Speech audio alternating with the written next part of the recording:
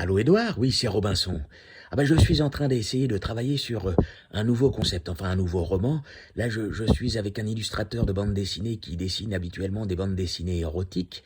Et donc, nous avons eu l'idée de créer une bande dessinée sur la vie de Huguette, une prostituée de 60 ans qui vit dans sa caravane ou dans sa roulotte près du bois de Boulogne, qui est une ancienne danseuse de cabaret.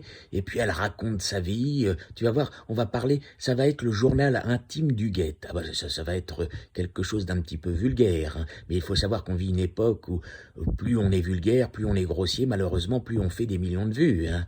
Ah oui, c'est ça le problème, hein. C'est-à-dire qu'on vit dans une société... je voulais écrire un roman sur la vie de Spinoza, mais visiblement, ça n'intéresse pas grand monde. Alors que le journal de Huguette, nous avons fait un petit focus group, c'est-à-dire nous avons fait venir des gens et nous avons posé la question, est-ce que vous seriez intéressé de connaître la vie de Huguette et de son fils Pablo qui était escort boy? Et là, il y a un producteur qui nous a dit, si vous faites ce livre, je pourrai financer votre film et nous allons faire quelque chose d'extraordinaire. Donc du coup, je me pose quelques questions. Est-ce que tu pourrais éventuellement me trouver le numéro de quelques prostituées au bois de Boulogne pour que j'aille les interviewer?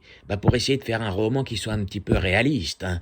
Pour qu'il y ait un peu... Et je pense que dans ce roman, c'est important qu'il y ait un message, de dire aux enfants de faire très attention, de ne pas aller sur des sites pornographiques, de ne pas devenir, quand elles ont 18 ans, des films avec des acteurs porno qui ont le sida, de faire très attention, de mettre des capotes, de mettre du lubrifiant, de ne pas aller dans des péniches se faire violer, de faire très attention aux gens qui mettent de la drogue pour violer. Mais je vais te dire, Huguette, je l'ai rencontrée et elle m'a dit que malheureusement, elle s'était fait violer, hein. Ah oui, non mais je t'assure, mais je t'assure, non mais il y a des hommes qui sont des gros porcs et qui sont des affamés. Tu la verrais, elle ressemble à rien, hein. Il faut vraiment être fou pour aller voir Huguette, hein. Ah non mais je t'assure, hein, non mais c'est une horreur. Alors elle m'a montré des photos d'elle quand elle était jeune. C'est sûr qu'elle ressemblait à une comédienne, elle ressemblait à une italienne merveilleuse. Mais alors je vais te dire, après 40 ans de métier, elle ressemble plus à rien, hein. Elle ressemble à E.T.